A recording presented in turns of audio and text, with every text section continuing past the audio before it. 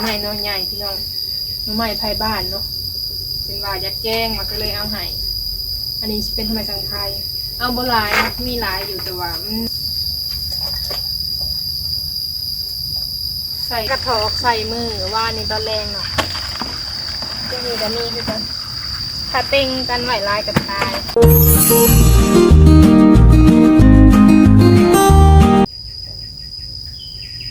โดยกล่าวสบายดีส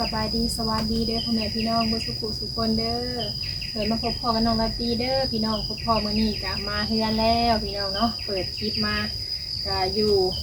เตาไฟพี่น้องเนาะอยู่ของครัวมาต้มน้ำใหม่มื้อนี้กะมาตอนแรงเมื่อวานนี้พี่น้องช่วงแรงๆเนาะมาหอดกับฟ้าฝนตกพี่น้องใครแต่ว่าฝนบ่ตกห้ำเนาะได้มาตอนแรงเพราะว่าทางไอ้ติ่งเพิ่นไปเฮ็ดเวียกมื้อนี้เป็นมื้อวันจันทร์เนาะวันนี้มื้อวันอาทิตย์โดยไปแบบพาวพี่น้องเมื่อพาวเนาะเพราะว่าทางบ้านก็เป็นเห็นไห้เห็นหน้าเนาะยามนี้กับพี่น้องฝนตกพอดีเลยบัดตอนนอนราตรีเมื่อตอนแรงกับพอดีแม่เป็นลงหวานเขานะหวานก้าอะไรพี่น้องวันนี้ตอนกลางคืนมากับฝนตกยามหายยามหน้าเลยมันกับบริคอยได้อยู่น้ำกันพี่น้องเอฟซีเป็นการจะถามว่าบริเห็นทั้งแม่แล้วก็พ่อเป็นเนาะเป็นลงไปหวานเขาพี่น้องบริคอยอยู่น้ำกันดอกเพราะว่าย่ำหายย่ำหน้าค่ะนะเป็นกับเห็ดไทยเห็ดหน้าเนาะไปกันอยู่คืออยู่ทางเฮาที่แหละมันมีหน้าไปกันได้อาจจะเห็นกันค่ะแหละเนี่ยเยี่ยมยำนั่นเพิ่นพอดีทางแม่เพิ่นซับน้ำใหม่ให้พี่น้องเพราะว่าทางเฮากับน้ำใหม่ยังไม่ทันเกิดทางบ้านเพิ่นนะเกิดไปแล้วเนาะพอได้ต้มน้ำใหม่น้อยใหญ่พี่น้องน้ำใหม่ไทยบ้านเนาะเป็นว่าอยากแกงมาก็เลยเอาให้อันนี้เป็นทำไมสังไทยเอาโบราณมีหลายอยู่แต่ว่ามันนักโหลดเนาะทั้งมีทั้งกระปูแล้วก็ปลาแหนวานเนาะกระปูนาก็ได้หลายสเตซิมาต้มเนาะอันนี้ปูนากับสีไปปั้นหมูผูกินน้ำยูพี่น้องแต่ว่าสิเอามาเห็ดปลาแดกนะสิเอาไปปั้นผูวงน้ำกระปูกับปั้นในขาวน้ำทะเลยังพันเลือกเนาะมันขึ้นสูงเลยพี่น้องมันจนเป็นกล่องหมดเลยเนาะแต่ว่าซื้อมาต้มจำแก้วเนาะแซ่บต้มใส่เกลือเป็นร้อนจังอ่อน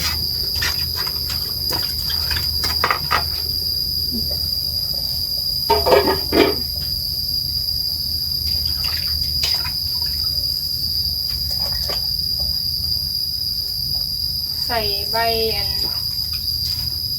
ก้อยในแห้งจืดไว้แต่ว่ามันอยู่ทางเตาถ่านทางชาวบ้านในบ่มีบริเห็นต้มไว้จำแจ่วไม่หรอกพอดีแซ่บแต่ว่าไปคุดที่หล่อที่สิบ่เห็นขวายเพราะว่าฝนตกแห้งตกแห้งตื่นไปคืนใครแต่บ่ลมนะตื่นมาแล้วค่ะเห็ดกินพี่น้องยังบริสุทธิ์หนาซ้ำ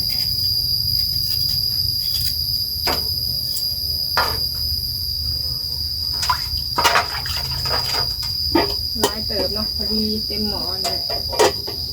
ต้มไว้แล้วก็สิไปเลือกกระปูเนี่ยเดี๋ยวมันตายเนาะตัวตายก็มีสวัสดิ์ที่มาเห็ดปลาแดกนะพี่น้องทั้งเห็ดปลาแดกทั้งขัวกินอะไรเนาะขัวแจวต้มไว้นี้แหละอันนี้ก็ใส่เกลือก็ได้ถ้าอยากใส่เนาะให้มันปวดคักๆแต่เดียวกระจืดน้ำใหม่ยามนี้บุกผมมาล่างกับปูมาเบิ่งปูวันนี้พี่น้องเลือกมาก่อนย่านตัวมันตายก็มีค่ะนะถ้ากระถอกใส่มือว่านี่ตอนแรงเนาะจะมีแต่มีคือกันถ้าเต็งกันไหวลายกับตาย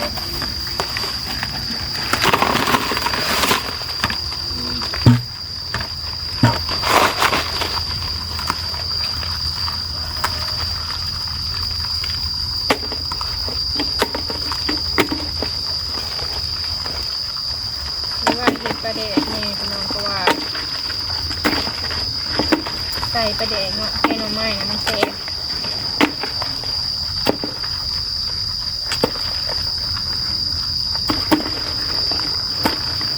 มันเต็งกันหลายโผดมันตัวตายกันว่าเขาใส่ขู่หน่อยมันต้องอยู่ได้แบบมองตรงกวางเนาะ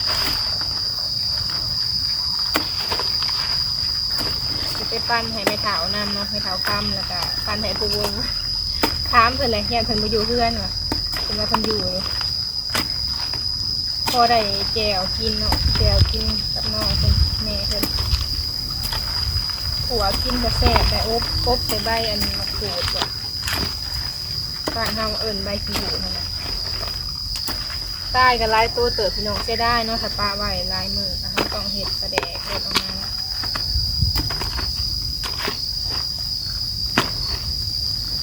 นี่ตัวใหญ่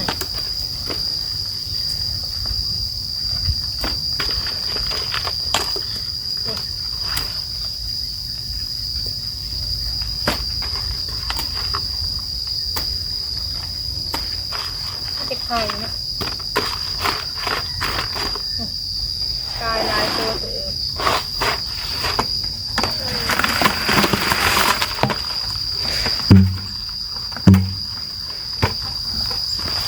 มันจะมีกันว่าสิขัวมันนี่แหละเอาสิขัวเด็ดปลาแดกนะขัวให้ซุกอะไรให้มันหนาวขัดกับเอาตัวดิบๆเลยแต่ว่ามันต้องตัวซุกเนาะมันเป็นขัดมันคือสะอาดตัว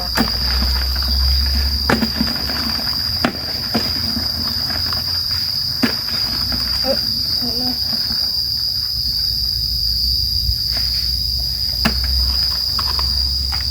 ตัวหน่อยก็มีพี่น้องบ้างหน่อยเลยเนาะเพราะว่าอันนี้เข้าไปอันจับอันเลยนะเขาจะได้ตัวใหญ่กันหน่อย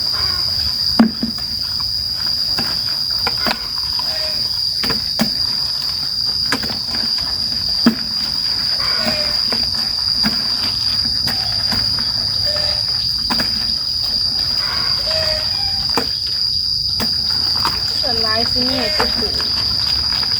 ตัวเมย์ก็มันกลัว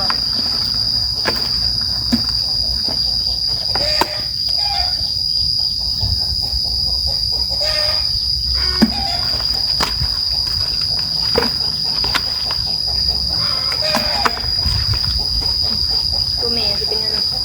หนีมือกล้ามใหญ่ๆพี่น้อง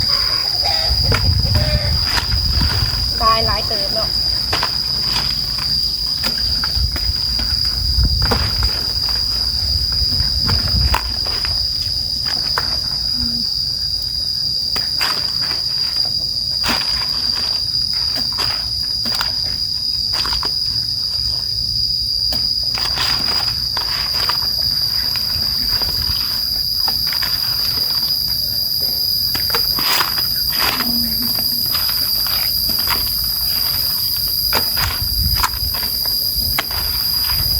ตัวใต้นี่ก็ไปขัวก็ได้นะ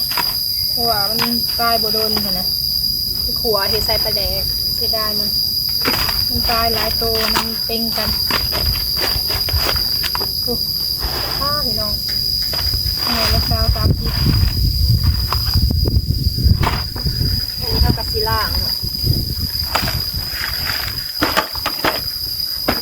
เดี๋ยวเอาน้ำมาล้างก่อน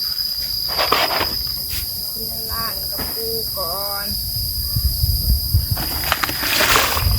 วางไว้ขัวก่อนนะ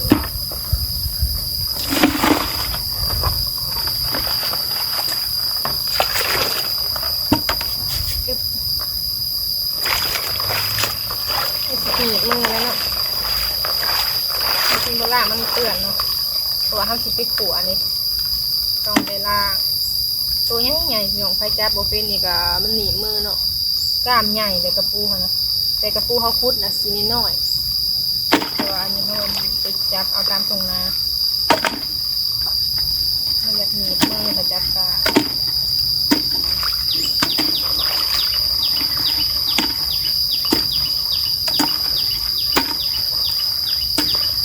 กำลังต้มปลาพี่น้องปลาเค็งกับปลาดุกก็ขอหน่อยนะใต้ไว้เลยมันอยู่ในบัวดนนะนี่เลย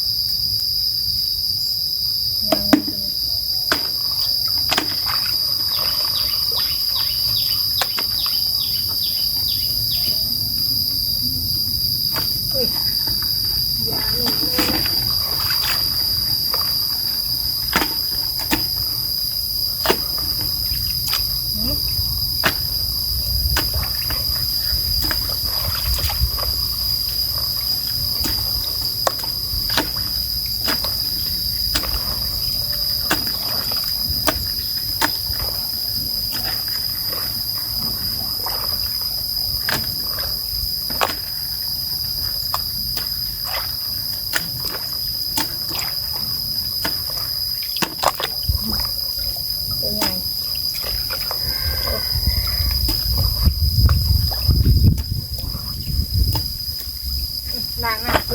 ล่างใหม่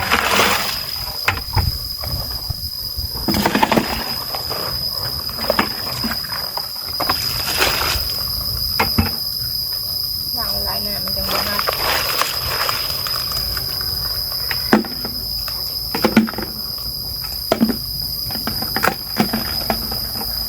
ที่เป็นสีนี่เนาะเขาเอิ้นกับปูเนี่ยแต่มันอยู่ในทงไฮทงงามผมก็เอิ้นปูนาแต่ว่ามันจะเป็นสีอีกสีหนึ่งเนาะมันคนละสีกันอันนี้ผัดจะเป็นแบบปูธรรมชาติค่ะอันนี้มันสีออกสีอิฐกินกับรสชาติคือกัน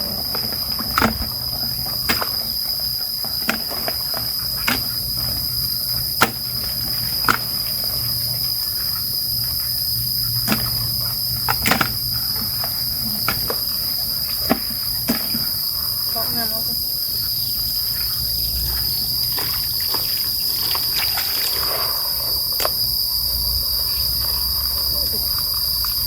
ตัวนี้ใหญ่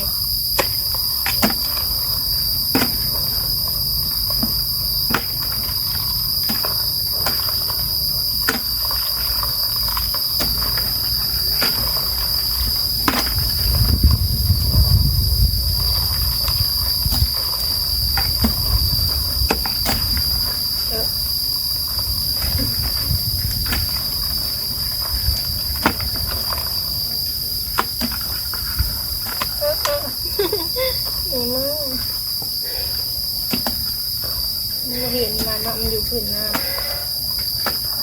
ตัวนี้ให้ใหญ่เดี๋ยวนะ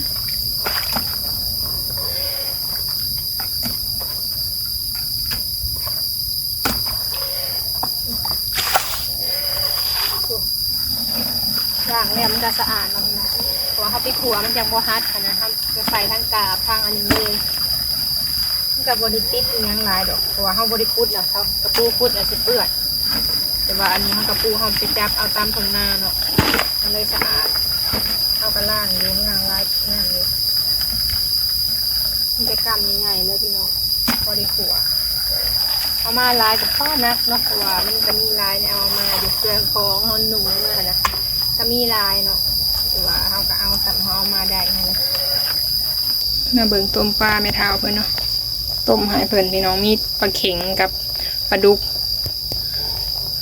ก็ขอหน่อยเนาะใส่บางเพชรเป็นหน่วยเพราะว่าบ่ได้ตามใส่เพราะว่าเพิ่นกินเพชรบ่ได้ฮะนะเขาก็ต้มโดนๆต้มใส่หม้อน้อยเนาะดีเซ่บเลยพี่น้องปลาเข็งงามมันก็มันอยู่เนาะเขาบ่ได้เสาะเกล็ดเพราะว่าถ้าเสาะเกล็ดแล้วมันจางเพิ่นว่าเนาะเพิ่นว่าให้ต้มแบบนี้เลยพี่น้องปลาดุกอะพอดีแซ่บ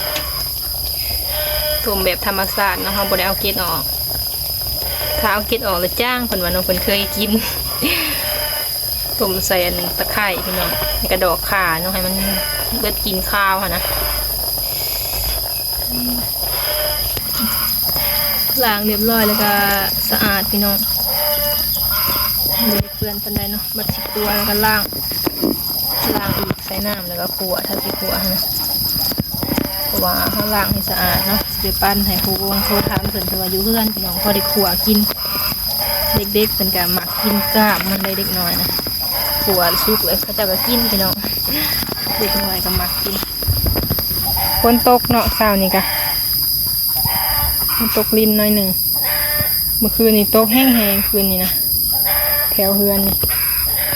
บรรยากาศซุ่มซื่นพี่น้องหลังจากที่ฝนตกแล้วนะว้าที่ทุกเพิ่นก็มาพรวนต้นกล้วยอย่างเพิ่นเพราะว่าฝนตกเลยมันมีน้ำนะมันก็งามมันเนาะพักอย่างก็เขียวงามบุพี่น้องต้นข่าก็ปลูกไว้ข้างเฮือนพอได้ใส่ต้มใส่แกงเนาะแนวมันตัดขาวมีแต่ว่าสิเอาอันปูไปให้แม่เฒ่ากับปูวงพี่น้องเลยจะแม่เฒ่าเพิ่นสิอยู่หรือบ่ดอกเดี๋ยวถามไปเบิ่งว่าแม่เฒ่าเพิ่นสิอยู่หรือบ่เนาะถ้าสิไปต่ออยู่เฮือนแม่เฒ่าเพิ่นเลยพี่น้องว่าเพิ่นอยู่หรือบ่อยู่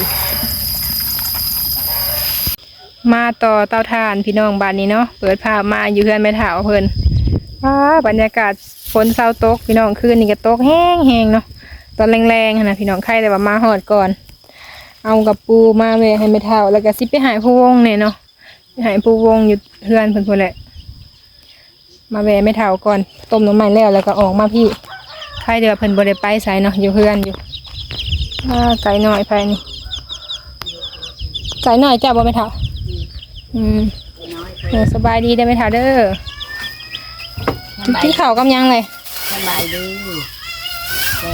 แกงห่อเอากระปูมาให้ไหมท่าเลยเมื่อบ้านอีแล้วบ่เมื่อบ้านแหละเมื่อเบิ่งว่าเพิ่นเฮ็ดหน้าแล้วบ่หรือว่าจังใดหั่นนะก็เลยมาให้โอ้ยหากะหวานก้าแล้วก็เอามาได้บ่หลายพอดีได้ปั่นกันเอามาเมื่อเลยหากะหวานนี่แหละแล้วก็สิไปปั่นให้อันผู้วงนี่แล้วว่าเพิ่นสิไปคุกกับผู้ว่าสิไปคุดกระปูบ่ได้กระปูแล้วบ่ได้ไปแล้วบัดนี้เนาะแถวทงหน้านี่มีซะบ่มือไปเอ็นโหเห็นอยู่บ่เห็นอยู่ได้มือไปเอ็นโหนำในบ่เข้าอันนี้ก็มีลายอยู่แต่ว่ามันเอามาบ่ได้มันแถวไว้หลายอย่างแม่ก็เลยว่าเอามาสำพอได้กินนี่แหละว่าขนามีโอกาสจังเอามาหลายๆมันบ่ได้เนาะลายอยู่กับปูนะพอได้ถ้าว่าแบบเฮาดูลงไปเก็บหั่นนะมันอยู่พวกกลางหน้าบ่ถ้าฝนตกได้จังมีนะอยู่ในกลางหน้านี่แหละกลางหน้ามันได้แล้วเนาะแม่นถ้าว่าฝนบ่ตกก็อาจจะใส่รอบใส่ยังเอาเพิ่นว่าฝนตกทุกวันนี่ได้มาแล้วบ่ฝนตกแห้งให้ได้เมื่อวานอยู่พุ่นก็เพิ่นจนได้หวานเขาเฮ้ยแห้งให้ได้พี่ก็แห้งใครแต่บ่ลมเนาะอยู่พี่ลมอยู่บ่ใครจะมีลมเลยหน้าเพิ่นไปใส่เพิ่นพักผ่อนแล้วเนาะจริงนะยังบ่ทันกองมาพื้นน่ะยังทันได้พอยังบ่พอพักผ่อนก่อนมื้อนี้สิไปเลยแวะมาให้แม่เฒ่าก่อนว่ะผู้วงเพิ่นก็อยู่เพื่อนพอดีแหละให้เพิ่นขัวสู่น้องเพิ่นกินนะแม่เฒ่าเนาะแจ่วพี่น้องก็แซ่บได้ตำมุนๆเลยกินกับผักกระโดนเนาะแซ่บถ้าเฮ็ดกินเป็นก็ฝนก็ตกพี่น้องทางพี่กันเนาะทางพี่ก็ตกหวานไม่เฒ่ากินข้าวกับยังเช้านี่แถวนี้น่ากินแกงหอยแกงหอยเช้านี่พอดีอันมากก็พอดีได้กินตอนเที่ยงแล้วไม่เฒ่าเนาะได้กินตอนเที่ยงอันนี้ก็เป็นกระปูธรรมชาติพี่น้องเลยตลาดกะแพงอะไรเห็นว่ากระปูกะเป็นจามใส่ไม้นะไม่เฒ่าเนาะประมาณ4 โตหรือ5 โตแล้วพี่น้อง15,000บางทีกะเป็นจามอันนี้ก็พอได้กินธรรมชาติได้กินไปหาคุดธรรมชาติไปคุดกับพ่อคุดอยู่บ้านเฮาเนาะคุดเลิกกับตัวน้อยเลิกกับตัวน้อยมีตัวใหญ่ขึ้นตัวใหญ่ขึ้น4-5 ตัวแม่นเลยโอเคอันนี้ก็เฮาบริคุดพี่น้องมีแต่ว่าอันนี้มันก็พอได้หั่นแหละเนาะย้อนทางบ้านเพิ่นก็ขายอยู่บางบ่อนเพิ่นก็หาขายหั่นนะแต่ว่าอันนี้ก็เฮาก็ลงมาพี่น้องนะถ้าอยู่พุ่นก็คือสิได้ขายกันเลยถ้าดูไปหานะไม่ถามเนาะแม่ดูไปหากันคันนี้บ่งขายกับนี้บ่งขายอยู่แล้วพุ่นเนาะถ้าดูไปหาอยู่หากินพี่น้องพอได้แต่เก่าก็พอได้อยู่หากินปลาเซก็พอได้กินพี่น้องแต่ว่าป้าก็เอามาบ่หลายไม่เท่าเอามาผัดตายยังมาให้จังมันตายเฮาเลยบ่เอามาเลยเพื่อมาค่ะนะมาเมืองนอกมาไก่เติบเพื่อมาก็ได้มีโอกาสพี่น้องถ้าได้ก็จังมาปานให้ใหม่พอได้กินผู้เฒ่าพี่น้องพี่หายังกันยากเนาะจังได๋เลาะหากินน้ำป่าน้ำดงบ่เห็นหุงปานใดยามนี่ก็บ่ค่อยมีแนวกินดอกทางบ้านเฮาก็ได้หน่อไม้ก็ยังบ่ทันออกเนาะหน่อไม้นี่ออกบ่หลายเด้ยังทันปลูกยังโดนเติบพี่น้องเพื่อสิได้กินก็ได้ปีหนึ่งมีแค่หนึ่งเนาะต้องเห็ดน้ำไม้ท้องไหวไม่ถามไว้ทำมีอีกนะพอได้ต้มจำแจวเนาะให้เวหน้าแรกไปหาเพิ่นเฮ็ดหงเอาบัวใหม่นี่ไปซื้อเองบ่อันนี้คุณยายใจดีขึ้นมามอบคุณยายใจดีมามอบให้โดยดีเลยพอได้ตักน้ำพุทธานเนาะได้น้าได้ใหญ่แล้วพี่น้องบัวก็ได้หาใหญ่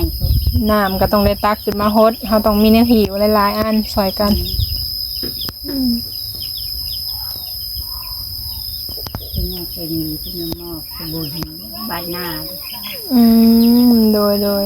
เป็นมามอบบัวให้ดีใจนำเลยเนาะเป็นซอยก็ได้ ดีกว่าบ่อันนั้น ดีใจ ยังน้อนะขบวนเพิ่นย่างมาพี่น้องพวก นั้นมาเช่าผัก เป็นผักสื่อปลาทู ซื้อปลาทู โด น้ำ ยสบายดีเด้อ สบายดี ได้กินปลาทูน้ำแล้วเนาะ แม่น น้อยเดียวพี่น้องจะฮอดบ่10,000 20,000 ชาวพันหาโตชาวพันห5าโต โลนึงก็ยังไม่ฮอด10,000 8 โต 7 โต โดยน้อยเดียวพี่น้องเฮ็ดจังได๋ราคายังก็แพงเนาะขึ้นไปตามเงินตามคำหั่นแหละเฮ็ดจังได๋กินไปหั่นแล้ว กินไป ตัดพื้นไปเมื่อยนะไปเฒ่าได้กินแต่ปลาทูนี่ นี่แหละ ตัดพื้นมาคือไม่ไปเมื่อยเนาะได้กินแต่ปลาทู ได้กินแต่ปลาทูนั่น ยังสำนี่ก็ยังพอใจแหละ แต่นี่ โอ้ยแต่เก่าก็คือกันแหละไปเฒ่า มันมี ไปตัด มีชิ้นให้กระดอกมันแพงมันมีชุดมาห้ามพันชื่อหลายอันเนาะ ไปตัดพื้นมันไม่เมื่อยแต่เก่าก็ได้กินแต่ปีกปลาทูแบบอาหารที่ดีหั่นนะสำหรับเฮาเนาะก็ถือว่าดีเลยแหละ แน่ๆ แต่สำหรับผู้อื่นก็โอ้ยแนวอื่นพุ่นแหล้วเนาะเฮาผัดเงินพอสำนี่ก็กินสำนี่แหละ โอ้เงินพอน้อยก็กินพอจำนั้นละ ผู้มีเพิ่นก็ว่าบ่มักเนาะข้าวได้บางคนก็บ่มักเด้อ แน่ ปิ้งกินป่นแจ่วแล้วจังพอกันกินเนาะถ้าหลายคนก็ ยังงกเจอตลาดเจอจูชนิดชนิด อันหลายได้แต่ว่าคือสิแพงค่ะวะ แพงเด้อ เป็นโลบ่ ไปโบดวันนี่ยังถามละที่กิโล ถึงเอาแขนแตก 1,800ผู้โลนึงนะ แขนแตก 200 300พี่น้องโลนึงก็ แขนแต แพ ก งเนาะ แพง เฮ็ดละโงกมันหายากเนาะเฮ็ดจังได๋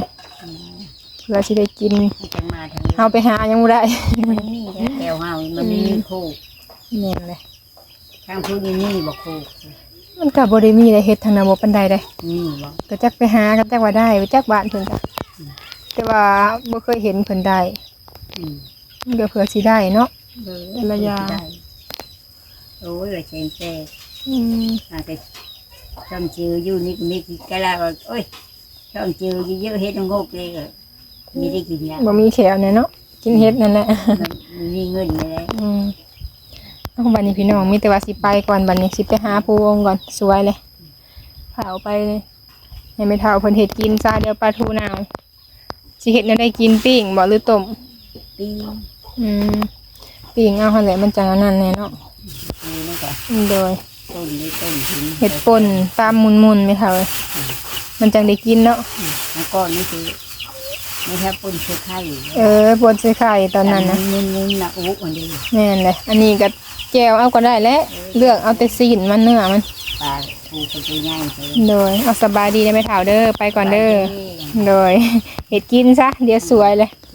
ให้เพิ่นเห็ดอยู่เห็ดกินก่อนโดยขอบใจบ่เป็นหยังดอก ไปให้ผู้วงพี่น้องบ้านนี่กะเพิ่นอยู่เฮือนเพิ่นพู้นแหละพอดีซื้อน้ำมันไปให้ไอ้ธงเพิ่นแหน่เนาะเพิ่นโทรมาว่าน้ำมันรถเพิ่นบ่มีว่ะก็เลยซื้อไปให้เพิ่น